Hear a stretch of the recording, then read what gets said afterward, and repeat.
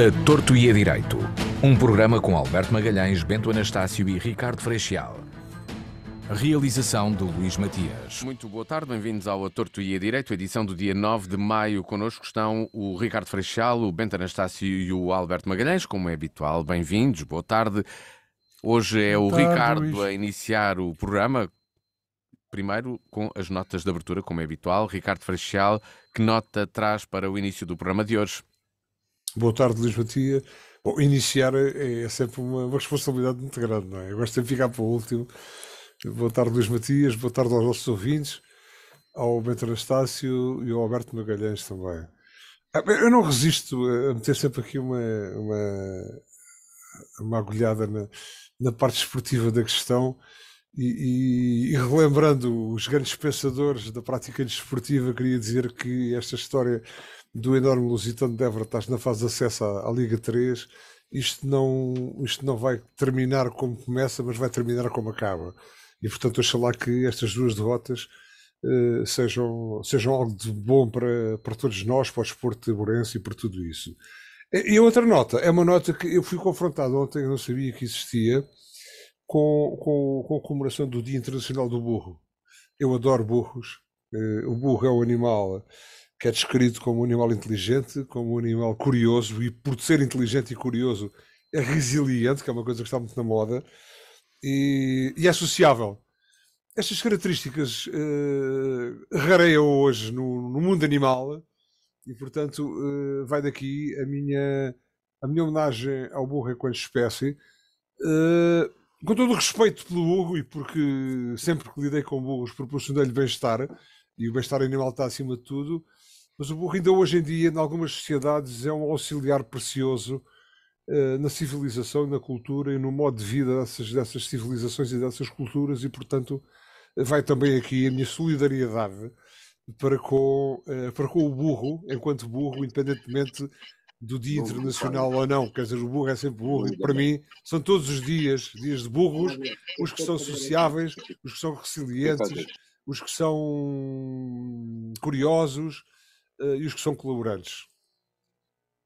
Bem, o Dia Internacional do Burro foi precisamente ontem, dia 8 de maio. Ontem mesmo. Eu disse que tinha sido ontem, não disse? Foi ontem. Exatamente. Bento Anastácio, boa tarde, bem-vindo. Agora, qual é a nota que tu trazes para o programa, para começarmos esta Torto e Direito? Boa tarde, Luís. Boa tarde ao Ricardo e ao Alberto, e quem tem a paciência de nos ouvir. Eu vou falar de duas coisinhas rápidas. A primeira tem a ver com o aumento das taxas de juros que era esperado para o mês que vem. Entretanto, aumentou este mês e vai aumentar para o mês que vem.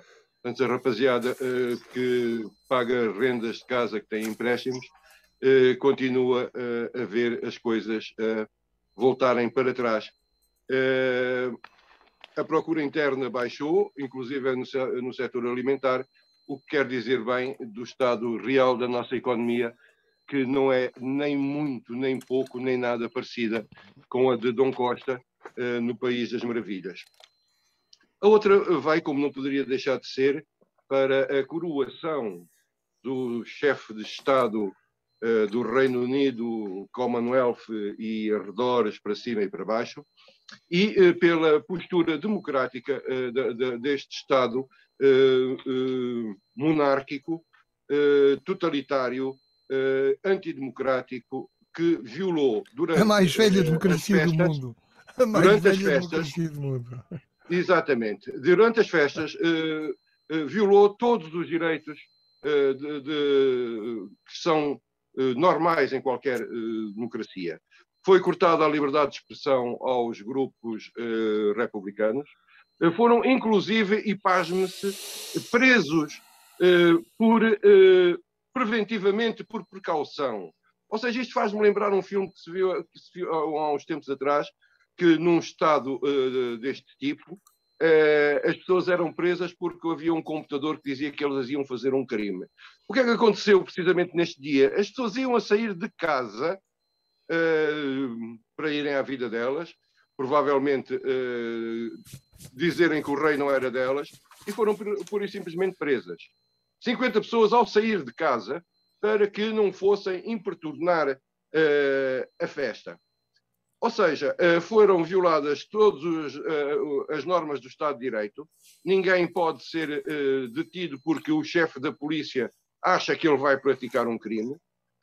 A liberdade de expressão, porque não se pode dizer não é o meu rei. Enfim, coisas de uma democracia com títulos muito totalitários. Isto pareceu-me, de facto, a coroação do rei da Coreia do Norte, não a coroação de um símbolo de um sítio em que em tempos foi uma democracia. Do Bento Anastácio passo para o Alberto Magalhães. Boa tarde, Alberto. Bem-vindo. Nota de abertura para o início desta Torta e Direito. Eu também não gostei das prisões preventivas no dia da coroação do rei, mas isso não faz da democracia inglesa um regime totalitário, de longe disso. Até porque eram preventivas, não é? Eram preventivas. Não, preventivas faz lembrar realmente aquele filme, o Relatório Minoritário, de que o Bento estava a referir-se. Tenho duas notazinhas, vamos lá ver se eu consigo sintetizá-las rapidamente. Primeira nota. Não bastava o acordo ortográfico de 1990, que em tese serviria para unificar o português, mas que serviu sim para criar várias versões do português. Aliás, versões, às vezes, versões pessoais, cada um tem a sua. Não bastava o António Costa almejar, ter confessado que almejava que falássemos com sotaque brasileiro, que os portugueses falassem com sotaque brasileiro, quando Lula cá esteve.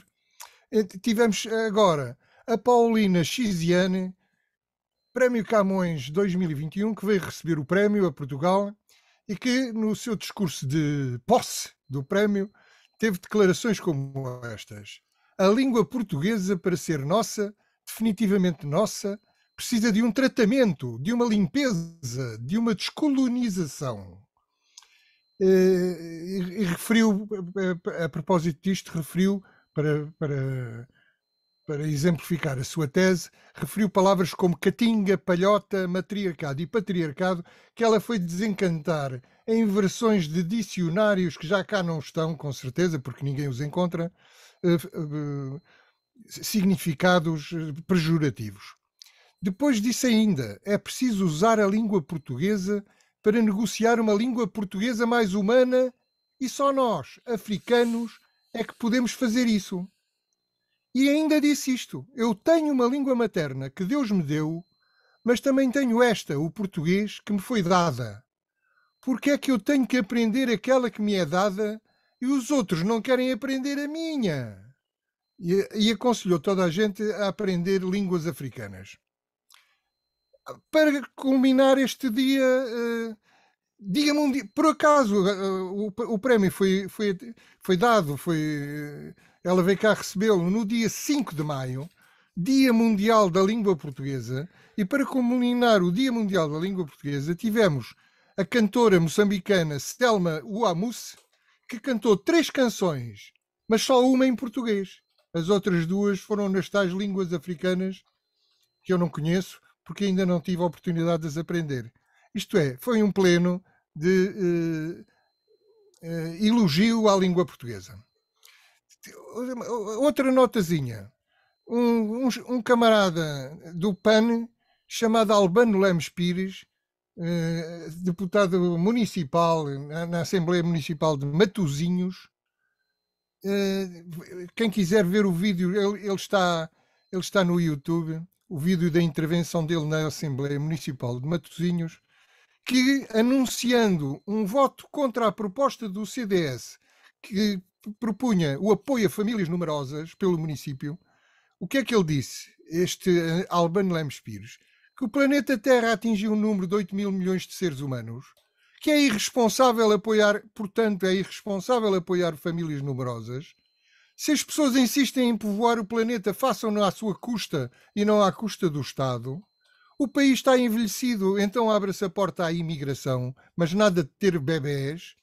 Que a maioria das famílias convencionais que o CDS defende, isto é, pai, mãe e filhos, já são uma minoria e estão em vias de extinção, e assim esperemos que fiquem, disse o animal. O animal, disse o deputado municipal. E depois, portanto, daqui se conclui que o rapaz diz: viva o divórcio, vivam as famílias menos monoparentais, vivam as famílias reconstituídas, vivam as famílias das estirpes LGBTQI mais. Mas o rapaz mostrou-se democrata, não advogou o filho único obrigatório, não advogou a esterilização em massa e, portanto, é um democrata. Das notas de abertura do Alberto Magalhães entramos no nosso tema da agenda. Marcelo Rebelo de Sousa falou ao país e afirmou sobre o caso Galamba, que na semana passada também aqui falámos no programa, que onde não há responsabilidade na política como na administração, não há autoridade, respeito, confiança, credibilidade. Bem, depois de um discurso que não foi assim tão longo, mas muito sintetizado e até com diversas enumerações para ser de fácil e rápida compreensão, pergunto eu ao Ricardo Freixal, com esta mensagem, onde é que Galamba pode ir buscar credibilidade, por exemplo, perante parceiros institucionais e económicos? Recordo que decorrem diversas obras, até aqui no Alentejo, na área das infraestruturas. Prevê-se também um grande investimento na ferrovia, há um concurso público para construção de comboios em Portugal. Vários parceiros já disseram que e têm parceiros nacionais para construir essas próprias fábricas, caso vençam os concursos. Mas, Ricardo Freixal, Galamba pode continuar no governo? É que, para já, tem continuado, passado uma semana. Vamos já ouvir o Ricardo Freixal, assim que ele ativar o som do seu microfone, para o podermos escutar perfeitamente. Já o vamos ouvir no comentário. Agora, o sim, Luís Matias Ricardo, desativa-me só para eu ser atrevido, não é? não só, há outra. Há Como não outros, estamos, mas como não até estamos aqui estou a todos brincar, no mesmo naturalmente. local, não estamos todos Então, no mesmo estou a local, brincar. Bom, por vezes é necessário controlar os ruídos eu ambientes. disse, e outro dia falámos acerca do retorno ao estúdio, porque eu acho que é importante o retorno ao estúdio. Outro dia com o seu colega Sérgio Major falámos nisso. Por vezes as ocupações e a vida profissional de cada um de nós não nos permite, mas eu apelo também ao Alberto Magalhães ter que sair de Machede, tenha paciência. Às vezes também vou a Machede, não vou gravar, mas também vou a Machede, e eu acho que sim, que devíamos fazer um esforço para que nos facilitasse também a vida à voz radiodiana neste aspecto. Luís Matias, eu para mim, e falo enquanto cidadão deste país, e falo em nome do país, não falo em nome do país, mas falo em prol do país, eu estou-me, se na rádio me é permitido esta expressão, eu estou-me nas tintas para que o Galamba tenha credibilidade ou não. Não tem, para mim não tem. E tudo aquilo que fez, tudo aquilo que já fez, todas as rábulas que estão em torno do Galamba, vão muito para além daquilo que é os conceitos que a democracia deve respeitar, a credibilidade, a confiança, o respeito pelo próximo, o respeito pela instituição, o respeito pelo Estado. E, portanto, isto vai muito mais para além de Galamba. Já expressámos isto em programas anteriores, e quando eu ouvi o discurso de Marcelo Rebelo de Sousa, fiquei pasmado como é que é possível que Marcelo Rebelo de Sousa, ao fim de todo este tempo de presidente, tenha relativizado toda a questão que é a falta de respeito e a falta de credibilidade, de confiança e tudo isso que a instituição democrática, ao qual a instituição democrática obriga, e ter centrado o problema em Galamba. O problema não é Galamba. O problema é Galamba e os outros 12 ou 13 Galambas e não sei quantas rapsódias que já aconteceram e que põem em causa, de facto, a credibilidade institucional. E não só a nível do governo. Isto é transversal. E depois, mas de qualquer forma, quando o presidente, pôs ali a espada de Damócles em cima de Galamba, não apanhou o contínuo da instituição, do Ministério ali a jeito, porque senão tinha-lhe dado a ele ao contínuo e tinha libado também ele o Galamba. Mas não está em causa sequer a personalidade, porque eu não conheço o senhor, não faço a mínima ideia. Não é simpático em termos de atuação política, em termos de intervenção, é completamente bizarro, roça ou bizarro. E pensei bem assim, com todo este zancar em cima de um membro do governo, vai tomar uma decisão, e não, diz que vai ser mais vigilante. Mas, Luís Matias e todos nós, mas não compete ao Presidente da República ser vigilante. E só agora é que vai ser vigilante a partir destas rábulas todas, é que vai passar a ser mais vigilante. E vai ser passar a mais vigilante como? A partir do quê? E depois de ser vigilante, não basta dizer que tem que ser. Porque se ele tivesse sido, havia uma série de coisas que tinham sido poupadas. E aquela minha nota de intervenção outro dia, de abertura, em que eu disse que tinha dito ao senhor quando é que o senhor tem tomates para pôr fim a isto, continua sem capacidade para pôr fim a isto e continuamos a adiar os nossos problemas. E vamos falar disso com certeza, nas reações dos partidos. Eu sou obrigado neste momento, portanto o PSD é pífio, diz que está tudo bem, que se congratula com a reação do Presidente da República. Eu sou politicamente incorreto. Não tenho paciência, já se me esgotou a paciência para este status quo. E sou obrigado a toda a malta ali, em caldinhos quentes, em banhos-maria, e sou obrigado a concordar. Imagina, não é como se fosse, mas é o que eu digo também. Há princípios que são transversais aos quadrantes e aos setores e aos partidos, a concordar com o discurso, no pós-discurso de Marcelo, da representante do Partido Comunista. Andamos todos aqui há não sei quanto tempo a discutir acerca destas rábulas e o país continua por resolver, o país continua por definir estratégias e andamos todos nesta coisa toda à volta deste regabof. E como primeira ronda, Luís Matias, se calhar já chega, não? Já chega. Bento Anastácio, e tu, como é que... E ninguém duvida, ao Luís Matias, ninguém duvida que, enfim, quer dizer, porque eu estar a dizer isto aqui, é completamente à margem do partido eu estar de acordo com aquela intervenção, porque é o que se passa, tínhamos dito a semana passada. Andamos todos aqui entretidos e não resolvemos o país. Bento Anastácio, não resolvemos o país, como diz o Ricardo Freixal, aquela mensagem de Marcelo Rebelo de Sousa de manter tudo na mesma, mas alertando que vai estar mais vigilante e também com a crítica que faz de forma, no início do seu discurso, ao Primeiro-Ministro e ao Ministro das Infraestruturas, deixa realmente tudo na mesma ou não? Vamos lá. Eu primeiro dizer que não estranho que o Ricardo diga que está de acordo com quem, ou em desacordo com quem quer. Não, espera lá aí, eu gostei de ouvir. Sim, não, gostar de ouvir, porque a gente aqui, como não tem o rabo preso a coisa nenhuma, podemos dizer o que bem nos apraz. Eu ia começar isto com a rábula, aquela encenação burlesca do eu demito-me, eu não te aceito, uma encenação mal feita, de muito mau gosto, uma comédia ridícula. Eu acho que a coisa que, se era para fazer aquilo, contratavam o mestre Gil Vicente ou outro qualquer, não era preciso ser ele, podia ser lá um rapaz qualquer das revistas, e fazia uma coisa como deve ser. Aquilo da admissão do Galamba e a não aceitação da admissão do Galamba é um episódio demasiado sem jeito, demasiado cómico para a tragédia. E é muito encenado, não é? É uma encenação, é muito encenado, Aquilo é do mais baixo, dos mais baixos das encenações de um teatro de amadores em primeira peça de grupo.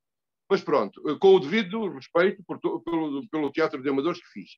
Depois vem aquele discurso do Marcelo. É uma coisa completamente sem pés nem cabeça. Então, depois daquilo... Não está a referir ao episódio... Está a referir-se ao episódio do comer o gelado ou não? Não, isso é com a testa todos os dias. Não é? Isso é o máximo, não é? Sim, aquela de ter os jornalistas todos à porta e dizer agora vou jantar, e agora o que é que vai fazer? Vou comer um gelado. Quer dizer, deixem-se brincar connosco, quer dizer, nós não damos, isto não é nada. Quer dizer, façam as encenações todas que quiserem, os filmes, mas não gozem connosco, porque basicamente o que estão a fazer é gozar connosco. Então, é claro que o Marcelo andava a cozer o Costa em banho-maria, tinha o Costa, não sabia muito bem como é que havia de encostar o Marcelo à parede, e usou o Galamba para isso, e entretanto o Presidente da República diz que vai estar atento e vigilante. Força, camarada, como se diria antigamente, o povo tem que estar atento e vigilante. Quer dizer, mas isto não lembra o mais pintado. Depois daquela discursada toda que ele faz, quando diz que enumera os motivos que ele acha pelos quais o Galamba é responsável e devia ser demitido, que são os mesmos pelos quais o Costa acha precisamente o contrário. Mas uma coisa é certa: o Presidente da República, o que devia ter dito ao Sr. Primeiro-Ministro é: eu não quero esse senhor como ministro, ponto. Não, senhor, ele fica, então o senhor está demitido. Exoneravam na hora. Não era necessário estar a marcar eleições, a dissolver a Assembleia da República, seja não sei quantos mais. É que este episódio burlesco faz-me lembrar o pontapé na incubadora do Santana Lopes. Quer dizer, são duas coisas absolutamente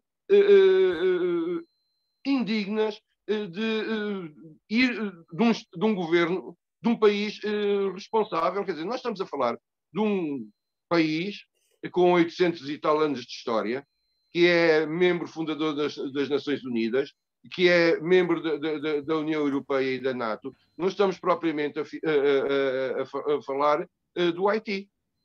Portanto, há responsabilidades institucionais do nosso Estado que são acima do Presidente da República e do Governo, que passam e o Estado e a República ficam.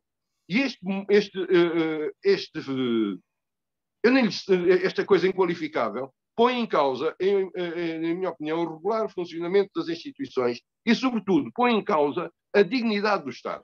Estamos e a dignidade ponto, do Estado sim, foi beliscada pelo Presidente da República e pelo Primeiro-Ministro. Estamos neste ponto e eu pergunto ao Alberto, traga a tal pergunta inicial, como é que o Ministro se mantém em funções depois da mensagem que o Presidente da República disse no início? Como é que pode lidar e como é que pode ser visto com os restantes stakeholders? Epá, Luís Matias, pá, desculpa, tem que traduzir isso, pá, tem que traduzir isso, porque a malta Os aqui interessados, não sei, os interessados na matéria. Exatamente. Eu, ao contrário dos meus camaradas de programa, colegas. acho que o Marcelo fez muito bem em não dissolver a Assembleia, nem demitir o Governo, nem se meter nessas cavalarias altas, que só iriam prejudicar o próprio Marcelo e, sobretudo, iriam prejudicar o país, porque demitir o Governo era a mesma coisa que dissolver a Assembleia. Isto é, demitia-se o Governo e depois o António Costa tinha que ser outra vez convidado a formar governo, formava o mesmo governo e ficava tudo na mesma. E o Marcelo ficava com cara de parvo. Portanto, o Marcelo fez muito bem. O que eu acho curioso é o seguinte, é que a central de comunicação montada pelo governo é tão poderosa. Funcionou tão bem que tratou de desfocar completamente as atenções do problema do Galamba e do governo para o problema Marcelo. O problema não é o desastre Galamba. Isto é, o Galamba confessou ter mentido na conferência de imprensa, acabou por confessar implicitamente que tinha mentido. Que tinha sido ele a dar orientações à CEO da TAP para ir à tal reunião para combinar perguntas e respostas. Demitiu o adjunto por telefone, chamou o SIS, implicou outros membros do governo na conferência de imprensa, alega uma história difícil de engolir, diz que o adjunto não queria fornecer as notas que tirou na tal reunião, notas que podem enterrar o governo na história. Quer dizer, o adjunto é que era o interessado em esconder as notas, não era o governo, não era o ministro. É uma versão extraordinária. Portanto, o problema não era o desastre que o Galamba se tornou como ministro. O problema não é António Costa, o problema que fez do governo um saco de gatos, que não os consegue coordenar, que não os demite atempadamente e deixa as coisas azedarem, que não obrigou imediatamente o Galamba a demitir-se. O problema é Marcelo, que perante a procissão ininterrupta de trapalhadas tem exagerado nos avisos de dissolução. E tem exagerado um bocadinho, isso é verdade. Mas agora transformar isso no principal problema deste país é uma coisa extraordinária e que só mesmo uma boa central de comunicação e de contra-informação consegue pôr na cabeça dos portugueses. Agora, o Marcelo, há quem diga que o contragolpe do Costa foi uma jogada corajosa. Eu vejo aí a malta mais próxima do PS e mesmo militantes andarem todos vaidosos com a coragem do António Costa, a coragem do Primeiro-Ministro, que enfrentou ali o Marcelo de caras e mais nada. Eu acho que há muito... que não é tão corajosa como arriscada e perigosa. É uma jogada arriscada porque se o Marcelo dissolvesse, mas ele, se é arriscada, porque é que o António Costa a jogou? Porque se o Marcelo caísse na asneira, desculpem lá os meus amigos, se o Marcelo caísse na asneira de seguir a opinião do Ricardo e do Bento e dissolvesse a Assembleia... Não, mas... Deixa-me lá acabar, se faz favor, a frase. Deixem só o Alberto terminar o raciocínio, até para percebermos o que é que ele nos quer dizer. E já vos dou a oportunidade. Exatamente. Perceba lá primeiro o que eu quero dizer. Se o Marcelo dissolvesse o Parlamento, o António Costa, ai, que sou uma vítima. Ai, que o governo é uma vítima do perigoso Marcelo. Ai, que vem aí a direita e vem aí o Chega e a culpa é do Marcelo. Como o Marcelo não dissolveu, Costa ainda está à espera, e por isso fez a jogada, está à espera que, não dissolvendo, o Marcelo se queira vingarem. E, portanto, se o Marcelo começar a vingar-se, espero que não comece. Aliás, eu tenho a impressão que o Marcelo já caiu um bocadinho na esparrela, porque esta promulgação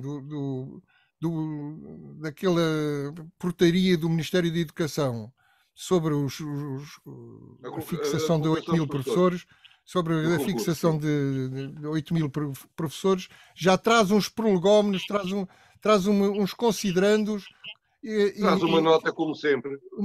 Sim, mas uma nota a dizer que o Marcelo fez uma proposta de lei para dizer ao governo como é que havia de governar. E isso é excederem muito as suas competências.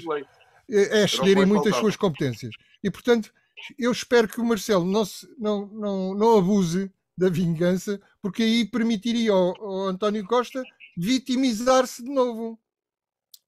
É uma jogada perigosa, porquê? Porque o Galamba neste momento é um ministro zombie numa pasta fundamental.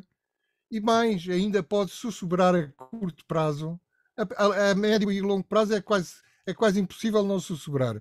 A curto prazo ainda pode sussurrar quando for agora à Comissão Parlamentar de Inquérito. E vamos ver como é que ele se safa na Comissão Parlamentar de Inquérito, mas eu não auguro nada de bom. Ricardo Freixal, o Presidente da República, na sequência do seu discurso, disse mais tarde que iria então passar a falar menos, mas ele foi falar 2 vezes que iria falar menos. Será que vamos mesmo ouvi-lo falar menos, ou será que vamos ouvir o Presidente da República falar menos, por exemplo, de futebol e mais sobre a economia e o governo, ou seja, ser realmente mais crítico do governo nos próximos tempos? Vou ouvir o Ricardo. Se cada vez falar mais ao Presidente, ao Marcelo, ou se cada vez... Atenção, Alberto Magalhães, estou uma retificação. Eu não disse que Marcelo Rebelo de Sousa devia ter, neste momento, dissolvido o Parlamento e destituído... O que é que queria que o homem fizesse? Não disse, mas o senhor é que adivinhou. O que é que queria que o homem fizesse? Mas depois pasmo com as reações dele e do Primeiro-Ministro Costa e do resto da rapaziada. Percebe o que é que eu quero dizer com a rapaziada, não é? Então, isto é em prol da estabilidade. Mas qual estabilidade? Mas nós temos alguma estabilidade governativa? Temos alguma estabilidade a algum nível?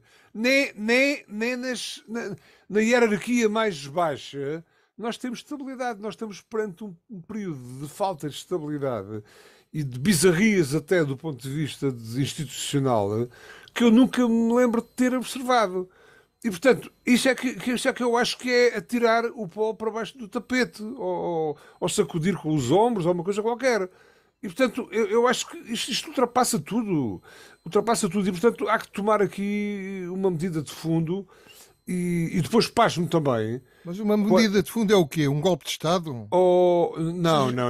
vou por aí já, não vou por aí já. Então diga lá o que é que... Não, uma medida de fundo, acho que o sistema está esgotado, nós não podemos. Tem que haver, olha, há uma coisa que eu pasmo, é como é que há, neste momento, uma maioria, ainda que seja socialista, como é que há pessoas que não estão? Mas que não estão. O Carlos César está a mexer, aquilo lá dentro vai desestabilizar tudo, qualquer dia, mais dia, menos dia, vai desestabilizar tudo. Mas, de facto, o país não aguenta isto. E aí é que é o problema. Isso é que é o que é o grave. E quando o Bento Anastácio me disse, ei, pá, olha lá o Ricardo e tal. Nada, eu estou farto de dizer aqui. Eu sou um cidadão normal, normalíssimo, mas não vou em meias tintas, não cozo, não me deixo cozer em banho-maria. Estrabucho. E, portanto, acho que há que tomar aqui algumas decisões de fundo dentro do atual sistema. E isso não passa apenas eventualmente poderá passar pela dissolução. E neste momento, também, já disse aqui há 3 ou 4 programas atrás, que não admito que o atual Presidente da República diga que não vê na oposição alternativas. Não vê o diabo, ele não tem que ver. Ele tem que se remeter ao plebiscito, ao voto do povo. E ele é que vai decidir. Agora, isto não é forma de estar, isto não é forma de governar. E a minha primeira intervenção, quer dizer, pasmei, como é que é possível, como é que há descaramento, e que me perdoe o senhor, mas eu dizia-lhe isto na cara, naturalmente, enquanto cidadão, com respeito, como é que ele pode relativizar todo o problema desta governação, ou desta falta de governação, ao nível do caso Galambas? Não é. Isto vai muito para além do caso Galambas, é muito mais sério do que isso. E ao Bento, pelo amor de Deus, eu não tenho ninguém duvida de mim relativamente ao PCP. E ainda outro dia estivemos aqui a carregar e eu subscrevi aquilo que o Alberto Magalhães disse enquanto praxis partidária, mas o discurso da senhora é aquilo que eu tenho há muito tempo. Ouça, continuamos aqui à volta do acessório, quando o essencial está por resolver e vai continuar por resolver. E esse é o meu problema. Pronto, é só Bento isso, Anastácio, vamos ter daqui para a frente um Presidente da República. O nó górdico desata-se, pá. Tem que se desatar. Com uma espada? Não, desata-se. Agora o problema é que até é muito largada e há aqui muito interesse, há muita coisa. Bento Anastácio, vamos ter um presidente mais crítico? Será que ainda iremos ouvir António Costa dizer deixem-nos governar? Vamos lá escutar o Bento. É só o que faltava, não é? Primeiro temos de pedir ao Bento Anastácio que ligue o microfone para podermos escutar. Não sei, a pergunta é ao Bento, para ver se ele... Bento, necessito que atives o teu microfone, porque não te estamos a escutar. E agora sim. Desculpa, é o que faz estar aqui no local de trabalho. A questão é esta, é que o Costa é mesmo rapaz para isso e muito mais. Mas dizer ao Alberto que eu não defendi a dissolução do Parlamento, defendi a demissão do governo. Para dar ao mesmo. E depois, já que o Marcelo nunca iria arriscar a dissolver a Assembleia da República, não se perspectivando uma maioria clara ou uma alteração do status quo, de onde ter-se ele que demitir. Portanto, e ele não me parece que esteja para aí virado, nem muito, nem pouco, nem nada. Ora, o que nós vamos ter agora é o Costa a forçar a dissolução do Parlamento e o Presidente da República a ir continuando a dourar a pílula de um lado, espetando-lhe a faca do outro, sempre em nome do relacionamento institucional e que por aí vai. Porque, de facto, a única coisa que dá jeito ao Costa neste momento é eleições. E o Marcelo já percebeu que isso e não lhe vai fazer o jeito. Portanto, vamos ter aqui um ping-pong de um lado para o outro. A cada diploma do governo seguir-se-á uma nota do presidente. Faz-me lembrar em tempos um grupo que já se extinguiu, que estava sempre de acordo com os textos, mas juntava-lhe uma adenda, e neste momento é o que vai fazer o Presidente da República. O Governo leva a promulgação um decreto qualquer sobre árvores e ele depois diz que está de acordo com aquilo e faz uma adenda às sementes ou às folhas. Portanto, é o que vamos ter e vamos deixar arrastar isto até à lama, como diria o Guterres, e que teve pelo menos a sapiência de não deixar chegar ao ponto de não retorno e que se demitiu e foi-se embora farto de aturar isto.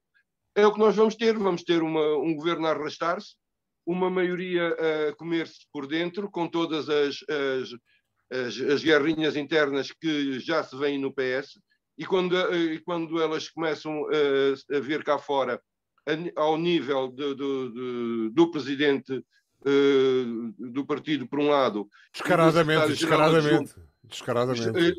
E do secretário-geral adjunto por outro, depois com a Ana Gomes aos pulos e aos saltos para aparecer na fotografia, não auguro um bom futuro a isto.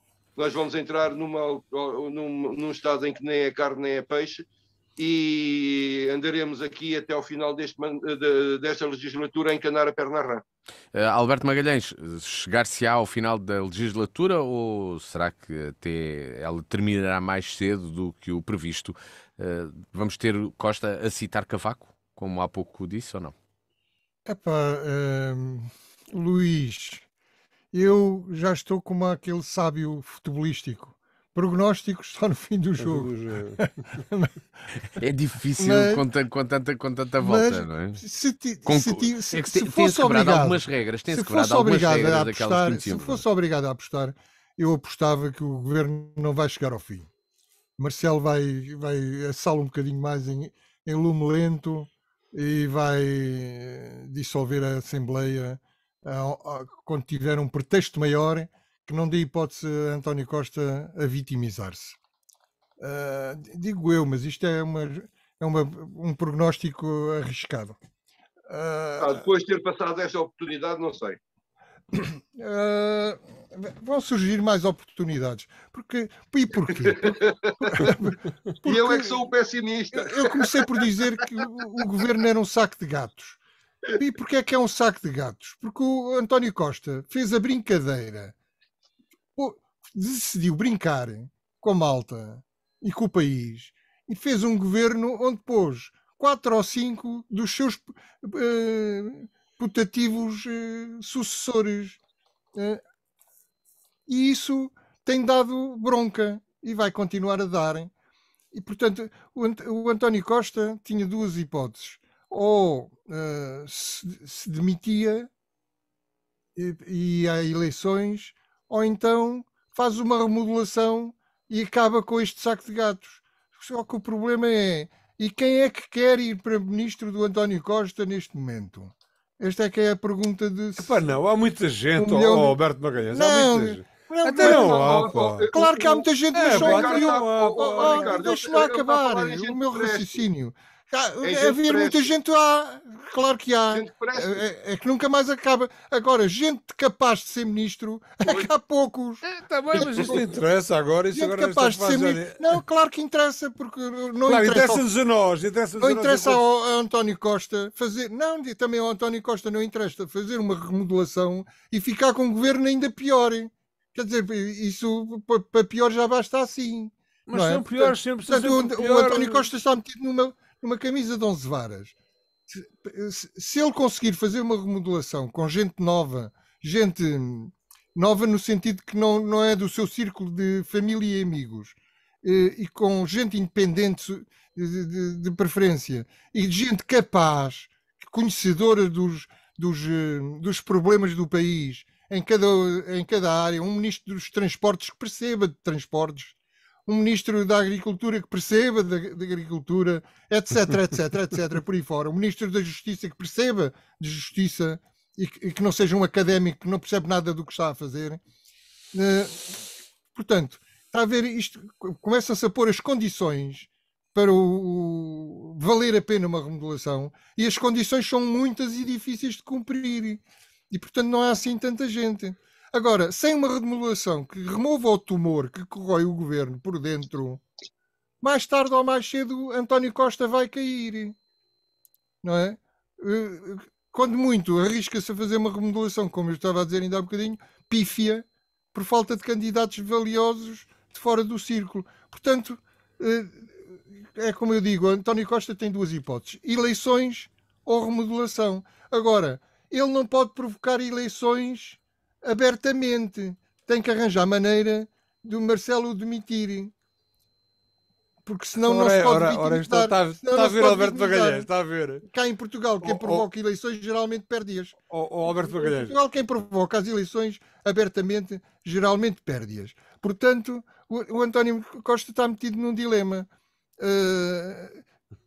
Ou seja, António Costa fez uma jogada brilhante, fez uma jogada corajosa, mas meteu-se numa camisa de 11 varas. Como qualquer jogador de póquer, quando faz bluff pode perder. Exatamente. Alberto Magalhães, estamos a ir por vias diferentes para o mesmo fim. O Alberto Magalhães antecipou-se, quer dizer, especulou acerca da minha intervenção e disse: mas queria o quê? Que o homem demitisse o governo, e agora diz-me: agora o António Costa está à espera que o demitam. Não está nada. Sei lá, tem que ser. Marcelo vai dissolver a Assembleia, mas é daqui a um ano ou mais. Tem que ser embora. Eipa, ainda temos que penar um ano. Claro. Eipa, que horror. A não ser que aconteça alguma coisa muito pior que o Galamba. Não sei, mas duvido que pode acontecer. A situação do Galamba é grave, mas também não é para te fazer o governo cair. Não, já houve outras. Já houve outras piores. Por isso é que eu digo, acho um escândalo o Presidente da República ter resumido o problema à questão Balambas. O que eu acho um escândalo é o governo já ter tido uma data de trapalhadas e continuar. Há tão pouco tempo depois das eleições. Então não pode. Ouça, então quer que o Marcelo demita o governo que mal tomou posse. Se não tem capacidade de governar, se imita estas ráfulas todas, faz estas bizarrias todas, admitem diz você que não tem capacidade de governar. Sabe o que é? Mas depois eles desfilam para o povo. O problema é que a malta... Eles dão pensões aos idosos, aos reformados, dão benesses para a ajuda da renda de casa até 200 euros, distribuem bodo aos pobres. O que é que você quer fazer? Enquanto eles tiverem dinheiro para distribuir bodo aos pobres, julgo que mas isso não é política séria, isso é ser baixa política. Agora, imagina o que era todas estas rábulas num governo de centro-direita, ou dito centro-direita. Isso havia uma revolução, isso era para a rua, era na rua. Vamos para o segundo tema. Agora a malta. O povo hoje é muito mais tolerante. Já lhe vou dar uma certa pseudo-esquerda. Já lhe dou oportunidade para falar novamente, Ricardo. Bem, deste assunto e deste tema em que não é possível fazer propriamente um prognóstico, vamos falar sobre um momento da atualidade também, mas relacionado com a agricultura. O país perante o ano agrícola 2022-2023. O Ricardo Freixal traz este tema. Há naturalmente que conhecer o ponto de partida, ou seja, que ano agrícola é este, 2022-2023, e o que aconteceu até agora? O problema já várias vezes, eu repeti já este discurso várias vezes, o problema não é essencialmente o problema agrícola, nem eu trago aqui o problema para discutirmos agricultura, embora todos nós, o povo em geral, sabe todo muito de futebol, de agricultura e de medicina, todos sabemos um bocadinho. Mas a questão não é essa, a questão é que neste momento... eu não sei, eu não sou tão velho assim, mas também não ser tão novo assim que não me lembro de muita coisa relativamente aos anos agrícolas. E naturalmente que os anos agrícolas, embora as pessoas possam pensar que não têm, os anos agrícolas têm muito que ver com o dia-a-dia da população, da comunidade, do país e do mundo também, porque às vezes há questões destas que nos transcendem e que neste fenómeno de globalização vão muito para além da nossa capacidade de resolver. E de facto nós neste momento estamos perante um ano agrícola, não ideológico, porque muitas barragens estão cheias e o pessoal pensa, as barragens estão cheias, há praias no Alqueva, há praias na Amieira, há água para bebermos, qual é que é o problema? O problema de facto é a natureza alimentar, a natureza de subsistência de uma série de explorações agropecuárias e de atividades a montante e a jusante dessas explorações agropecuárias que perigam neste momento. Assim, para uma ordem de ideias, ainda que as barragens pudessem estar todas cheias e não estão, infelizmente, ainda que pudessem estar todas cheias, o país tem cerca de 4 milhões de superfície agrícola útil, ou seja, 4 milhões de hectares onde se pode fazer agricultura, e desses 4 milhões de hectares apenas, sei lá, 200 ou 250 é que serão regáveis. E, portanto, o resto é a agricultura de cerreiro e essa é que está em perigo. E eu não estou aqui enquanto cidadão, não estou aqui enquanto agricultor. Eventualmente a minha condição de interventor na atividade agrícola dar-me alguma capacidade de análise.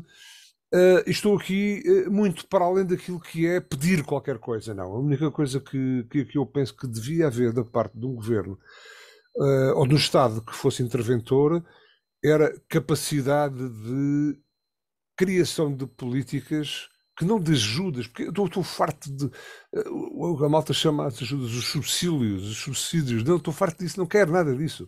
Nós queremos, de facto, políticas que permitam a cada um dos agricultores, dentro do seu espaço físico e dentro das suas explorações, mitigarem, serem mais resilientes como o burro a estas questões que eu não acho que sejam mais reincidentes agora no tempo. Não, é o Mediterrâneo, é isto mesmo.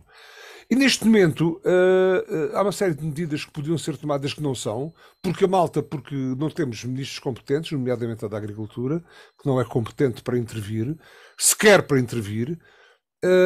Temos um governo que se entretém na discussão acerca do que está politicamente correto ou não correto com o Galambas e os outros Galambas todos e não discute o país de fundo, transversalmente às várias atividades e também à agricultura. E isso é muito mau e não ajuda nada disto. Neste momento, disse outro dia, o que pode estar em causa não é só o problema dos agricultores, porque, como dizia o meu pai e o meu avô, ai de nós se não aguentarmos uma seca e uma inverna. Temos que aguentar. E toda a vida vivemos assim no Mediterrâneo. Agora, o que temos que ter também, neste momento, temos muito mais armas, e digo-lhe, por exemplo, estamos inseridos numa política da PAC que nos impõe um plano de atuação que o governo não é capaz de agilizar. Digo-lhe que neste momento, por exemplo, se calhar há 2 ou 3 anos atrás, eu tinha possibilidades para fazer face, eu e todos os agricultores, não estou a falar pessoalmente, atenção, possibilidades de antecipar eventualmente, dentro do quadro comunitário, que não são subsídios, são ajudas criadas pela própria política agrícola, que é muito discutível, neste momento nem sequer isso nós podemos fazer. Ou seja, neste momento estamos no hoje é dia 10 de maio, ou 9 de maio, normalmente todos os agricultores tinham o seu quadro de atividades culturais perfeitamente inscritos e viabilizados e prontos a serem acionados por uma política agrícola que pode fazer face a uma seca ou a um período de crise. E neste momento nada, não temos. Digo-lhe mais, eu não posso neste momento fazer inscrição das minhas culturas, nenhum agricultor pode, porque o quadro não está definido, porque a Direção-Geral responsável pelo planeamento não sabe, não faz, e vai, a partir de 31 de maio, fazer cursos de formação para os técnicos na base da certificação. Ouça, isto é tudo um faz que faz, está tudo atrasado, e isto não são apenas políticas emanadas pela comunidade. A discussão é senso lato. Aqui é a aplicação dessas medidas que estão tomadas há muito tempo, adaptadas à nossa condição, ao nosso país. Não temos Ministro da Agricultura, não temos qualquer tipo de atividades, não temos ninguém que a nível local faça levantar a sua voz, porque até agora eu não tenho conhecimento disso, e existem direções regionais e tudo isso. Portanto, neste momento os agricultores estão parados. E mais, estamos pendentes, estamos em maio, o ano agrícola, para essa maioria, para essa maior parte da superfície agrícola útil, está terminada, está mal determinada, está antecipada, sem qualquer tipo de medida, sem qualquer tipo de estratégia. Não é ajuda, Luís Matias, Alberto Magalhães e Bento Anastácio. Nós estamos aqui a pedir subsídios. Estamos a pedir condições para poder definir estratégias. Eventualmente, sabe quantos milímetros choveram durante o mês de dezembro? 400 e tal, encheram as barragens quase todas, com algumas exceções, mas a maior parte delas foi para lá fora e nós, agricultores, não temos possibilidades de criar, dentro da nossa própria exploração, qualquer tipo de incentivo que minore estas eventuais alterações climáticas ou este Mediterrâneo que nos tolhe. Portanto, eu peco tempo por isso, porque a agricultura não tem só que ver com produção de alimentos e fibras, tem que ver com ocupação e ordenamento de território, tem que ver com paisagem, tem que ver com dinamização de comércios locais, tem atividades a montante e a jusante, tem toda uma série de coisas que eu estou farto de dizer essa aqui. Atividade, sim, é sobre toda essa atividade que percebo que não há essa resposta. Bento Anastácio, o governo está esquecido? O que é que achas que se passa e que consequências é que pode acontecer para 2023, 2024, face a esta incerteza? Como é que isto vai acabar por também tocar a quem não é agricultor? Ó Luís Matias, pudera que estivesse atento à agricultura. Se não está atento a mais nada, pudera que estivesse atento à agricultura, não é? Este governo, como em outras áreas, não existe, não tem. Mas o Ricardo é que é tanto técnico como académico nesta área. Portanto, eu vou obviamente, não vou entrar por aí, vou pegar em questões que eu acho que são importantes de ordem política. Tem a ver com a dependência total, em termos agrícolas, do país em relação às leis da Europa, ou seja, à PAC. A PAC foi feita para fazer com que a agricultura do Sul fizesse conta que havia, já que foi feita para os agricultores do norte da Europa, sobretudo para os franceses e para os alemães, e depois o resto logo se via. O que é que nós temos? Nós temos em Bruxelas uma quantidade de burocratas que analisam números. Não querem saber nem de pessoas, nem de sítios, nem de coisa nenhuma. E para eles a seca começa quando, no dia não sei quantos, a tal hora. Não ligam nada ao normal ciclo vegetativo da planta. Não me querendo meter em questões técnicas. Estou a falar nisso porque o Ricardo disse aqui, não sei se em off, no programa. Não, é tudo aquilo que digo aqui, com o microfone aberto, é hora, não é off. O ciclo vegetativo das culturas via-se há uma quantidade de tempo que estava terminado, que aquelas culturas não iam dar nada. Portanto, sabia-se que olhava-se para os campos e via-se que não havia pastagem. Quer dizer, e ao lado do sítio em que não há pastagem para o gado, há um terreno em Setaside que está em pousio. Já não há Setaside. O Setaside acabou. Continua a haver pousios obrigatórios. O gado não pode ir para lá. Isso segundo segundo a CAP, que há terrenos que queriam que estes fossem utilizados. Não cabe ao mais pintado. Se está ali um terreno em pousio, está gado com fome, o que é que não vai para lá fazer? Se já se viu que as plantas não vão dar a produção normal, é a altura de começar logo a tratar das compensações a essa produção. Já que não é só a questão de uma produção má, ou seja, que a produtividade de determinado terreno seja má. Acresce a isto o que vem antes da colheita, porque as despesas não só ali a colheita. Tem que se ver, por exemplo, este ano, a que preço foi o gasóleo para as sementeiras, em comparação ao preço do ano anterior. Tem que se ver o preço dos fertilizantes. Este ano tem que se encontrar uma solução para as forragens e para a alimentação, as rações, etc., dos animais. Porque já sabe há muito tempo que vão ser precisas. Se já sabe há muito tempo que vão ser precisas, estão à espera de quê? Para o Estado fazer uma compra centralizada de forragens, como fez, por exemplo, quando foi dos combustíveis. Não, mas mais, quando sabe tudo isso, está-se à espera de quê? Luís Matias, só uma coisa. Eu acho que pontualmente... Preciso passar para o Alberto Magalhães. Sim, para o Alberto Magalhães. Eu dava-lhe o encerramento, porque depois teremos de terminar o programa. Estamos quase, estamos mesmo no fim do programa.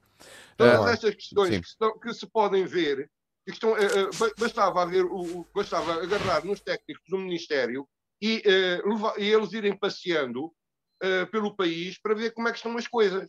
Não é preciso mais nada, é só deixarmos de estar nos gabinetes à espera que se cumpra o calendário para ir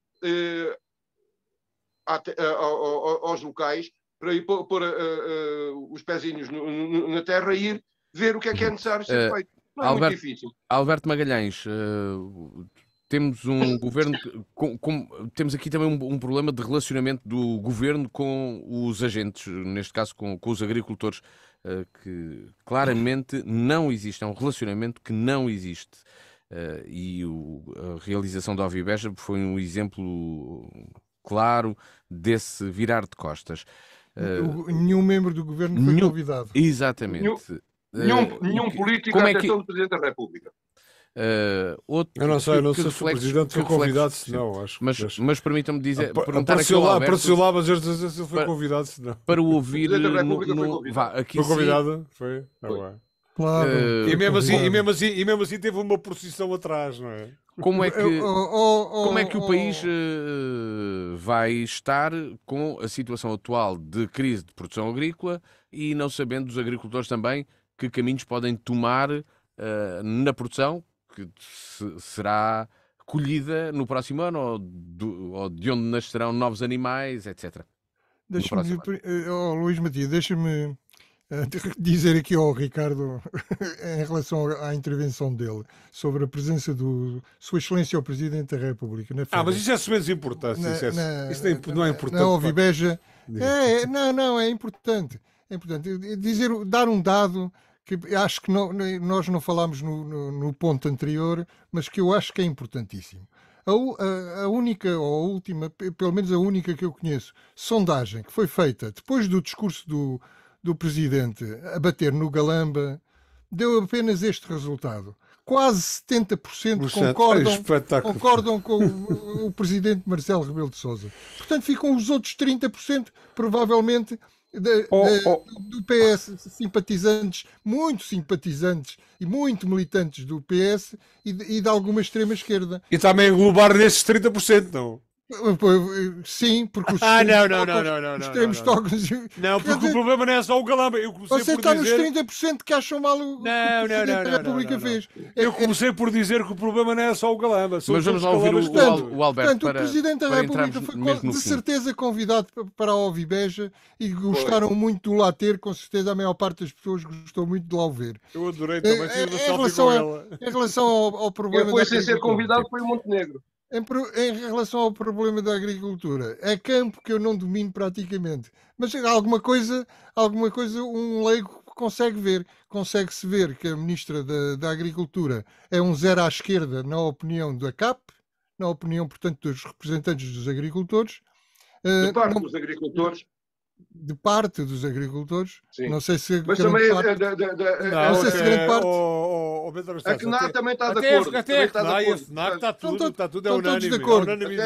Os agricultores estão de acordo. A Ministra é um zero à esquerda. Se não fosse os outros casos, se não fosse o Galamba, se não fosse a TAP, provavelmente já estava tudo com as facas afiadas e apontadas para a Ministra da Agricultura, não é?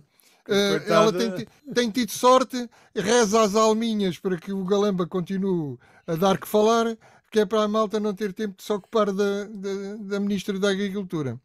Agora, não é só a Ministra da Agricultura que eu queria trazer aqui. Eu acho que é o Governo, os governos, não é só este. Sim. Porque, isto só para falar na água, Nós Há vários ministérios envolvidos. O país é pequenino. O país é pequenino. É uma linguazinha de terra. Tem umas centenas de quilómetros. A norte, nós temos o Redor e os seus afluentes que mandam milhões de litros de água para o mar todos os dias, principalmente no inverno. E nunca fomos capazes de fazer. É como a ferrovia, não é? Um país tão pequeno podia ter uma ferrovia extraordinária, melhor que a Suíça. Não tem montanhas como a Suíça, tão grandes, e não tinha que fazer tantos túneis. E, no entanto, não temos ferrovia. E como não temos ferrovia, também não temos transvases que sejam capazes de pegar na água que sobra do norte e transportá-la para o sul, para o sul não sofrer de seca extrema como muitos anos sofrem. Tínhamos uma hipótese, que havia um plano que acho que já vinha do marcelismo, mas não é do marcelismo do nosso Marcelo, é do marcelismo do Marcelo Caetano. Do Padrinho. Que era vir por aí abaixo por Foscoa. Mas os bonecos da pré-história, com 25 mil anos de idade, sobrepuseram-se a esse plano. E ainda não houve ninguém que se dedicasse a fazer um plano alternativo para que o norte pudesse fornecer água ao sul.